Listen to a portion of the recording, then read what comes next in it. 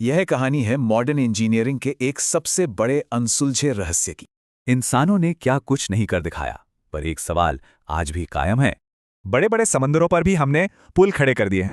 लेकिन दुनिया की सबसे बड़ी नदी अमेज़न आज भी बिना पुल के बह रही है। तो चलिए पहले इस जबरदस्त नदी को ही समझते हैं। इसकी लंबाई देखिए, 7,000 किलोमीटर, दुनिया की सबसे लंबी नदियों में से एक। और धरती की 20% ऑक्सीजन यहीं से आती है। साथ ही दुनिया का 20% मीठा पानी भी यही नदी समंदर तक ले जाती है। इसकी ताकत का अंदाजा लगाइए, नील नदी से करीब 20 गुना ज्यादा पानी।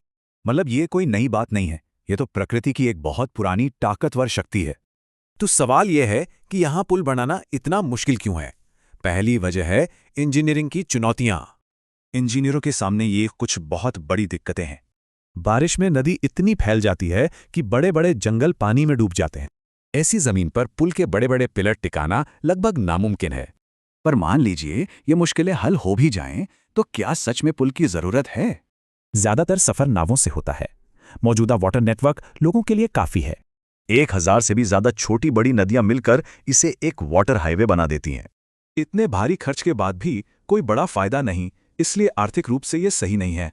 लेकिन सबसे अहम वजह शायद ये है कि हमें पुल बनाना ही नहीं चाहिए।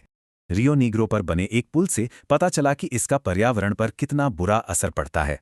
पुल बनाने का मतलब होगा प्रदूषण, जानवरों के घर की तबाही और भी बहुत कुछ। तो अमेज़न को कंक्रीट से जोड़ने से कहीं ज्यादा जरूरी है इसे बचाना। तो शायद सबसे बड़ी इंजीनियरिंग यही है कि कभी कभी कुछ बनाया ही ना जाए।